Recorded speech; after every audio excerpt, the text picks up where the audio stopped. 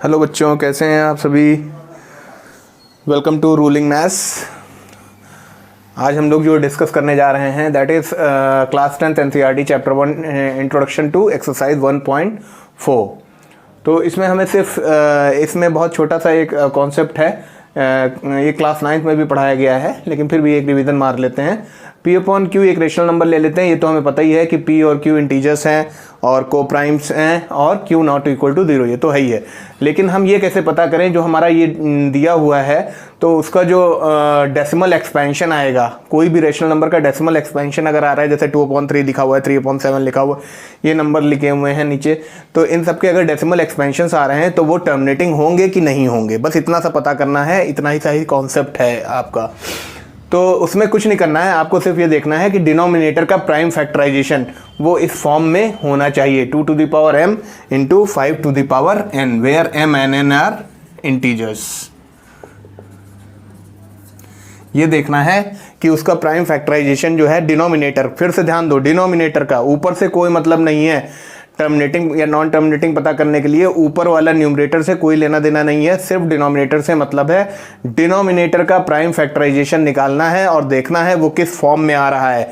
अगर या तो वो 2 की पावर के फॉर्म में आ जाए खाली, या 5 के पावर की फॉर्म में आ जाए, या इन दोनों के फॉर्म में आ जाए, तभी वो टर्मिनेटिंग होगा।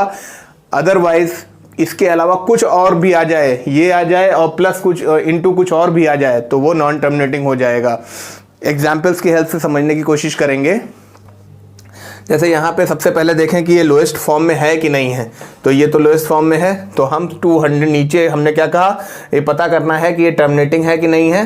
तो बिना डिवाइड किए हुए हम पता कर सकते हैं ये टर्मिनेटिंग है कि नहीं है। तो उसके लिए हम क्या करेंगे, डिनोमिनेटर का प्राइम फैक्टराइजेशन निकालेंगे। देखिए,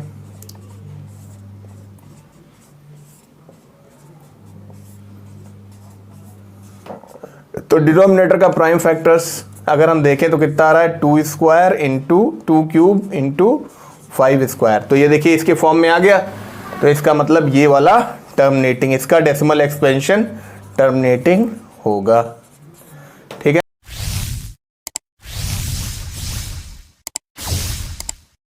है ना। इसी तरीके से 16 का देखते हैं, नीचे 16 का, 2 8 द 16, 2 4 द 8, 2 2 द, तो मतलब 16 किसके बराबर आ रहा है, 2 की power 4।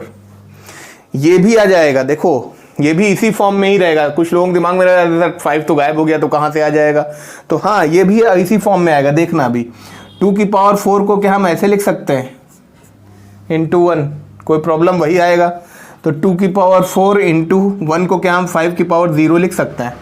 Anything to the power 0, किसी भी चीज़ की पावर अगर 0 है तो 1 के इक्वल हो जाता। तो देखो आ गया फॉर्म यही, m और n इंटीजर्स, ये इंटीजर्स हैं, 0 भी इंटीजर 4 भी इंटीजर, तो इसका मतलब ये भी टर्मिनेटिंग है।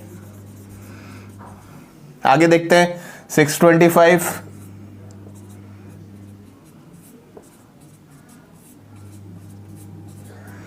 तो ये आ गया नीचे 625 का फैक्टर्स कितना, प्राइम फैक्टराइजेशन में 5 की पावर 4, ये भी है। क्यों, क्योंकि इसको हम चाहें तो ऐसे लिख सकते हैं, 1 पहले लिख लें तो ज़्यादा क्लियर दिखेगा। तो इसको 2 की पावर 0, 5 की पावर 4 आ गया, तो ये भी टर्मिनेटिंग हो गया। ठीक है ना। अब देखिए आगे 600 है, लोएस्ट फॉर्म में है ऑलरेडी। 600 के फैक्टर्स निकालते हैं।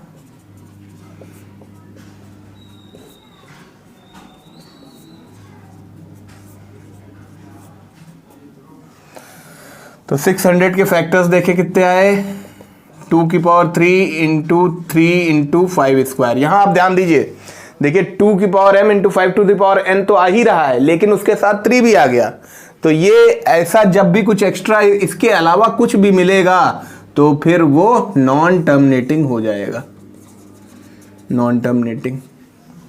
70 है, तो 70 के फैक्टर्स निकाल के देखो कितने आ गए, 2 इंटू 5 इंटू 7 आ गया, एक्स्ट्रा पार्ट आ गया 7, तो ये भी नॉन टर्मिनेटिंग हो गया। 35 के निकालोगे तो 5 इंटू 7, इसमें भी एक्स्ट्रा पार्ट 7 आ गया, तो ये भी नॉन टर्मिनेटिंग हो जाएगा। बस इतना सा ही कॉन्सेप्ट है इसका।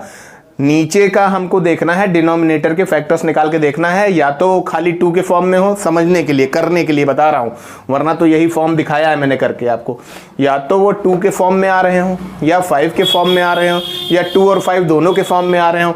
इसके अलावा कुछ और अगर आ गया तो फिर वो नॉन टर्मिनेटिंग हो जाएगा। यही इंट्रोडक्शन है 1.4 एक्सरसाइज में, यही मेन क्वेश्चंस हैं। और सबसे पहली चीज़ आपको क्या देखना होगा, कोई भी नंबर दिया है तो वो लोएस्ट फॉर्म में होना चाहिए। अगर लोएस्ट फॉर्म में नहीं है तो पहले उसे आप लोएस्ट फॉर्म में कर लीजिए। जैसे यहाँ देखिए हमने गलती की, यहाँ लोएस्ट फॉर्म में नहीं किया, तो ये लोएस्ट फॉर्म में कितना हो जाएगा, 17 और 35। अब इसे करना चाहिए हमें, तो ये 35 आया, 35 5 × 7 आ गया, तो इसका मतलब ये नॉन टर्मिनेटिंग है। ठीक है, तो ध्यान दीजिएगा इसको, अभी हम एक्सरसाइज जब करेंगे तो इसका पूरा यूज़ होगा। So with that we come to the end of the introduction part of exercise 1.4 class 10th NCERT chapter 1। Please do like, share and subscribe my channel, and do like my videos, share my videos, so that you can get more and more videos, more and more concepts, small concepts, small videos will be given so that you can understand the concept very well. With that, together we'll rule the mass as well as rule the world. Thank you. Bye bye.